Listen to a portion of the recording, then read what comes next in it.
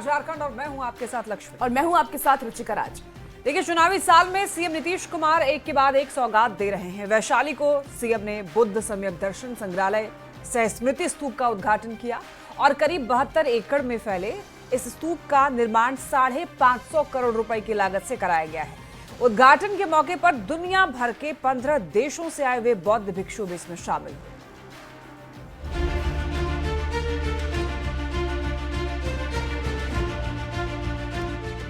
चुनाव से ठीक पहले सीएम नीतीश कुमार लगातार एक्शन मोड में हैं। मंगलवार को वैशाली को सीएम ने बड़ी सौगात दी। वैशाली में बने बुद्ध सम्यक दर्शन संग्रहालय सह स्मृति स्तूप का मुख्यमंत्री ने उद्घाटन किया। करीब 72 एकड़ में बना है भव्य वैशाली का बुद्ध स्तूप। स्तूप निर्माण की लागत 550 करोड़ रुपए आई है। राजस्थान के गुलाबी पत्थरों से इसका निर्माण कराया गया है। प्रथम तल पर भगवान बुद्ध का अस्थि कलश रखा गया है। सांची से यह स्तूप 2 गुना है। भूकंप रोधी तकनीक से भी तैयार किया गया है। बुद्ध सम्यक दर्शन संग्रहालय सह स्मृति स्तूप के प्रथम तल पर भगवान बुद्ध का पावन अस्थि कलश स्थापित किया गया है, जो स्मारक का प्रमुख केंद्र है। इस बेहद खास मौके पर दुनिया भर से 15 देश के बौद्ध भिक्षु वैशाली में जुटे। इनमें चीन, Japan, Sri Lanka, Thailand, Nepal, Tibet, Myanmar, Bhutan, Vietnam, Malaysia, Laos, Cambodia, Mongolia, Bangladesh और इंडोनेशिया से आए बौद्ध भिक्षु शामिल थे। उद्घाटन के मौके पर दोनों डिप्टी सीएम सम्राट चौधरी और विजय सिन्हा के अलावा मंत्री विजय चौधरी भी मौजूद रहे।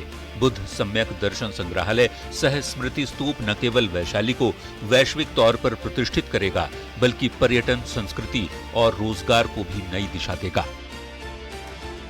वैशाली से न्यूज 18 के लिए आनंद अमृतराज की रिपोर्ट। बिहार में मतदाता सूची पुनरीक्षण को चुनौती देने वाली याचिकाओं पर सुप्रीम कोर्ट में सुनवाई की तारीख तय हो गई है। सुप्रीम कोर्ट ने 12-13 अगस्त को सुनवाई करने का फैसला किया है। पहले दिन याचिका पर बहस होगी, दूसरे दिन कोर्ट निर्वाचन आयोग की दलीलों को सुनेगा। ये रिपोर्ट देखिए।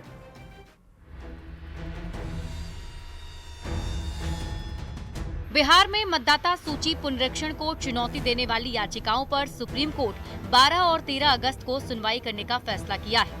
दरअसल बिहार में स्पेशल इंटेंसिव रिवीजन के तहत वोटर लिस्ट बनाने का पहला चरण पूरा हो गया है। चुनाव आयोग के मुताबिक 7 करोड़ 24 लाख मतदाताओं का गणना फॉर्म जमा हुआ है।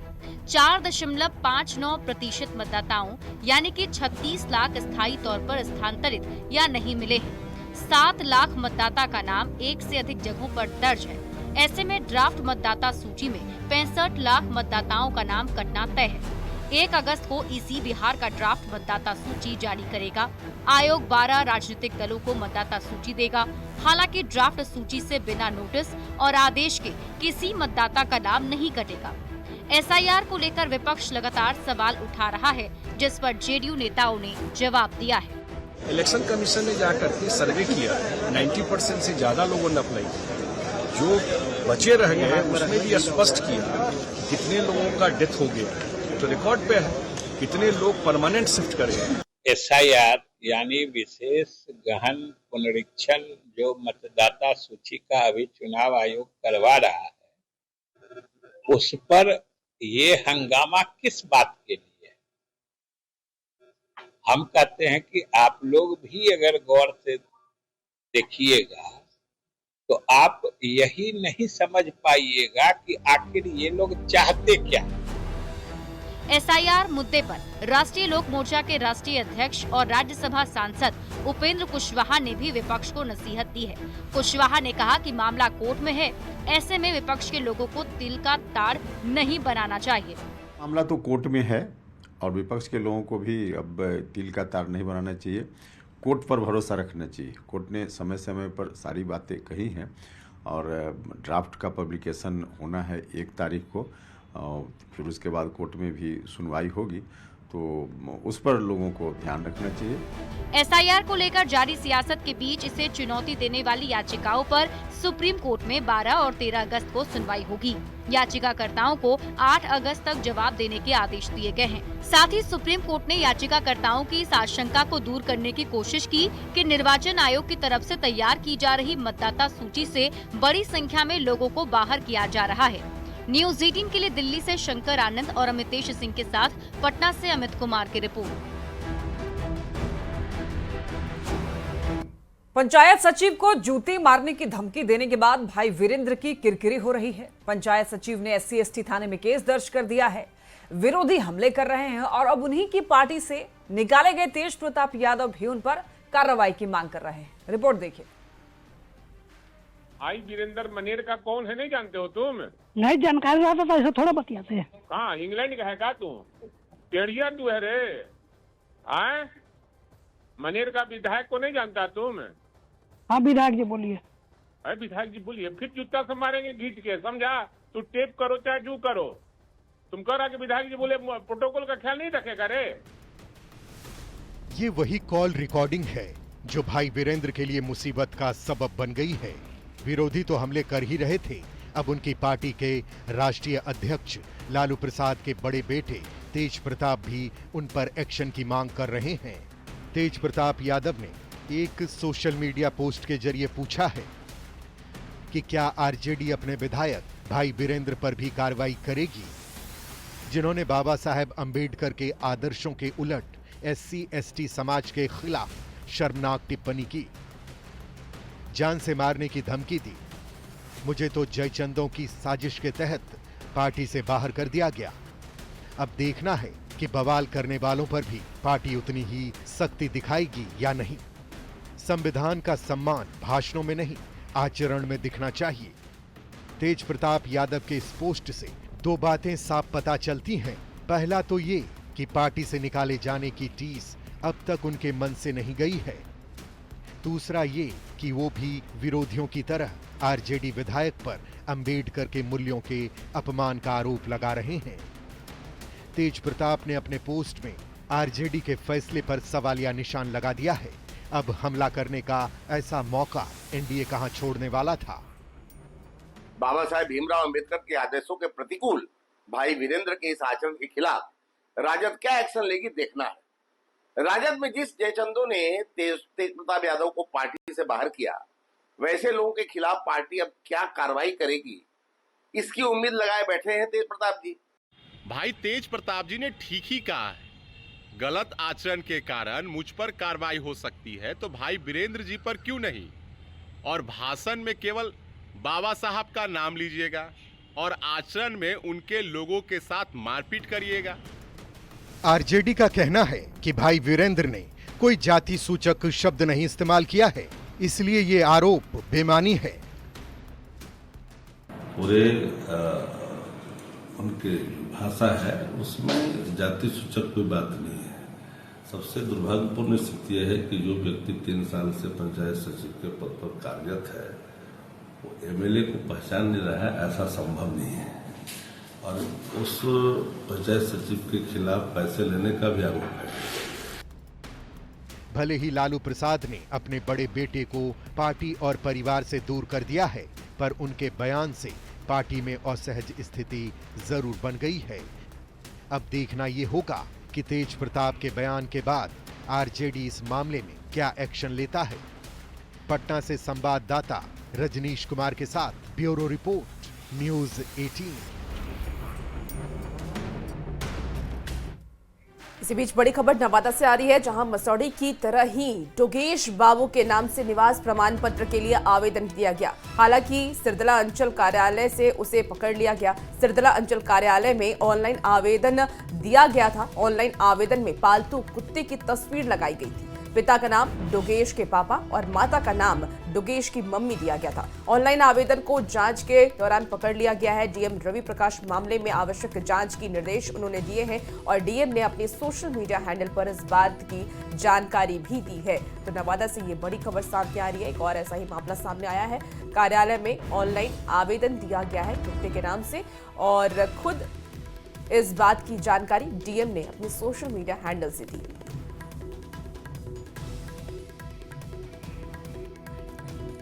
न्यूज 18 की खबर का देखिए बड़ा असर हुआ है। मसौड़ी में फर्जी प्रमाण पत्र का मामला है। डॉग बाबू को निवास प्रमाण पत्र मिल गया। देखिए अंचल कार्यालय का कंप्यूटर ऑपरेटर इसका मास्टरमाइंड निकला है। गोसी जहानाबाद का रहने वाला मिंटू कुमार निराला पुलिस ने आरोपी मिंटू कुमार निराला को गिरफ्तार कर लिया है। अनुमंडल कार्यालय में प्रतिनियुक्त के बावजूद दुस्साहस किया। ऑफिस टाइम से 1 घंटे पहले पहुंचा था अंचल कार्यालय और अनाधिकृत तरीके से आवासीय और जाति प्रमाण पत्र बनवाता था। सरकार को बदनाम करने की साजिश थी, बेनकाब किया गया है और दरअसल ये जो साजिश रच रहा था वो बेनकाब हो चुका है, ऐसा डीएम का कहना है। और देखिए, दूसरे के आधार कार्ड का इस्तेमाल करके खुद से आवेदन किया, वरीय पदाधिकारी से धोखे से प्राप्त किया स्वीकृति, कुत्ते का बनवा दिया आवासीय प्रमाण पत्र। तो देखिए, जब न्यूज़ 18 ने यह खबर चलाई उसके बाद असर हुआ इस खबर का। अब जो मास्टरमाइंड है उसके बारे में पता चल चुका है और बताया ये जा रहा है पुलिस ने आरोपी मिंटू कुमार निराला को गिरफ्तार कर लिया है। मिंटू कुमार निराला जो है वो आरोपी है इस मामले का।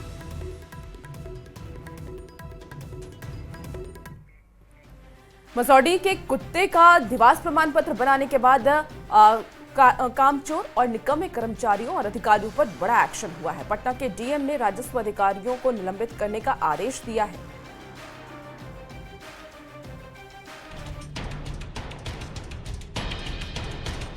पटना के मसौढ़ी अंचल कार्यालय की ओर से कुत्ते के नाम पर निवास प्रमाण पत्र जारी करने की चर्चा पूरे देश में हो रही है। अब ये लापरवाही, बेईमानी और कामचोरी सरकारी अधिकारी और कर्मचारियों को महंगी पड़ गई है। अधिकारियों ने आंख मूंद कर बिना तस्वीर देखे प्रमाण पत्र जारी कर दिया था। निवास प्रमाण पत्र पर राजस्व पदाधिकारी ने डिजिटल साइन भी कर दिया था। ऐसी लापरवाही सरकारी अधिकारी और कर्मचारियों के निकम्मेपन की वजह से हुई। अब ऐसे लोगों का इलाज कर दिया गया है। डॉग बाबू के निवास प्रमाण पत्र बनाने के मामले में बड़ी कार्रवाई हुई है। न्यूज़ 18 पर खबर चलने के बाद खुद पटना के डीएम ने मसौढ़ी अंचल कार्यालय जाकर मामले की जांच की।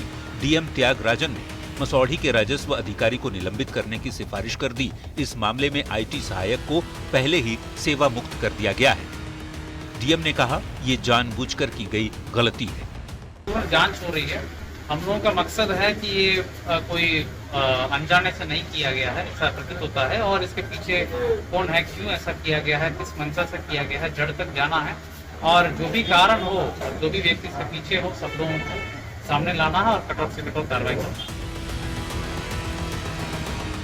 पटना में डॉग बाबू के नाम पर फर्जी निवास प्रमाण पत्र जारी होने का मामला शांत भी नहीं हुआ कि मोतिहारी में भी एक सनसनीखेज मामला सामने आ गया।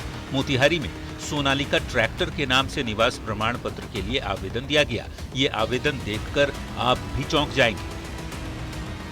आवेदिका का नाम सोनालिका ट्रैक्टर, पिता का नाम स्वराज ट्रैक्टर, माता का नाम कारदेव, तस्वीर भोजपुरी अभिनेत्री मोनालिसा की, पता जिला मोतिहारी, प्रखंड कोटवा, थाना छौड़ादान।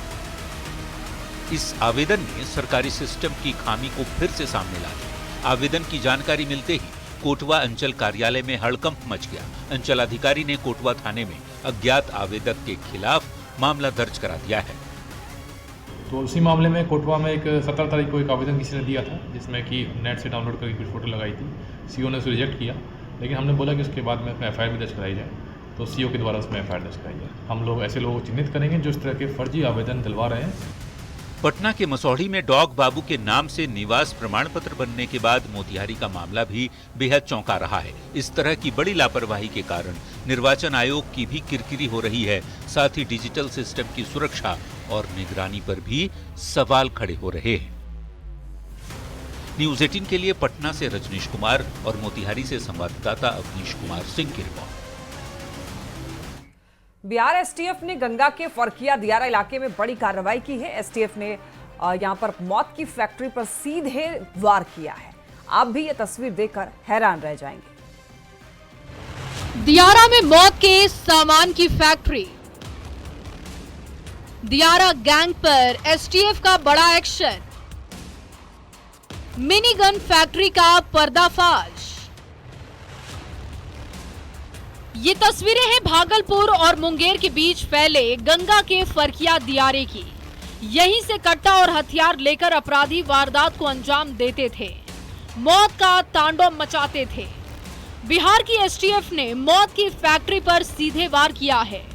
बिहार एसटीएफ ने फरकिया दियारा क्षेत्र में चल रहे मिनी गन फैक्ट्री का पर्दाफाश किया।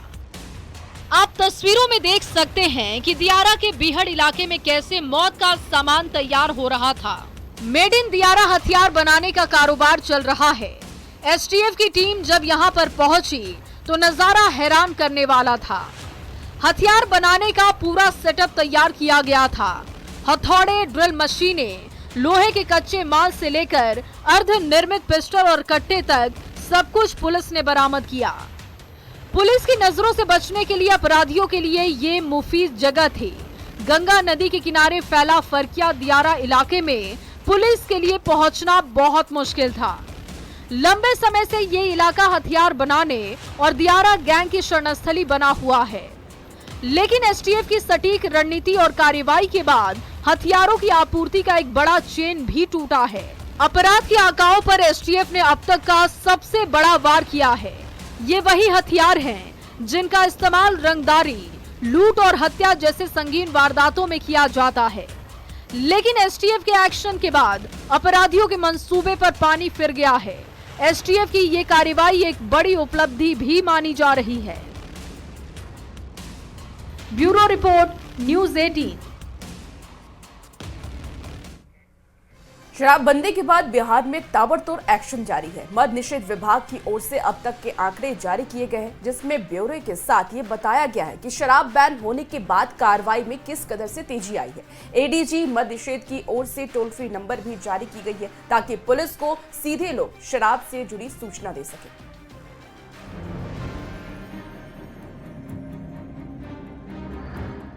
1 अप्रैल 2016 इसी तारीख को बिहार में शराबबंदी लागू हुई थी।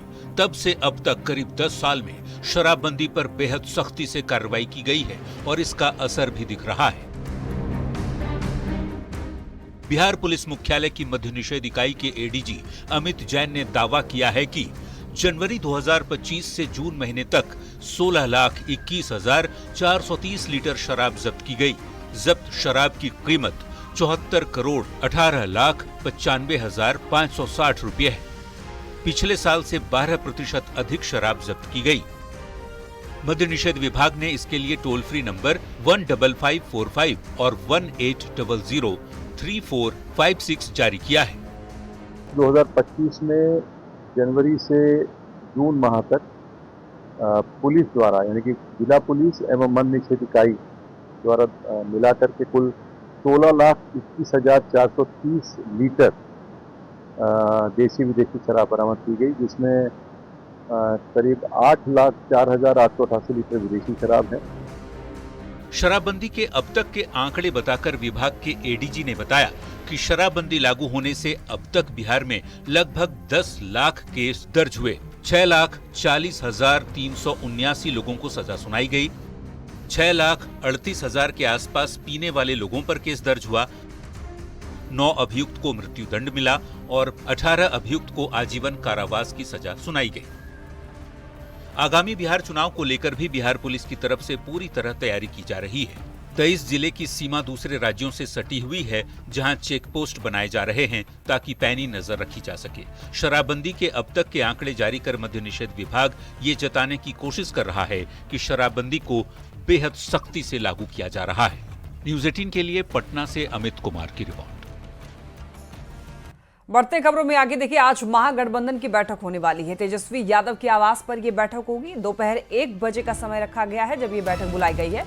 महागठबंधन में शामिल सभी दलों के प्रमुख नेताओं के भाग लेने की संभावना है इस बैठक में और ये बैठक महत्वपूर्ण है।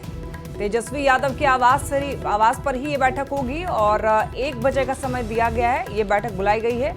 महागठबंधन में शामिल सभी दलों के प्रमुख नेताओं की इसमें भागीदारी होगी।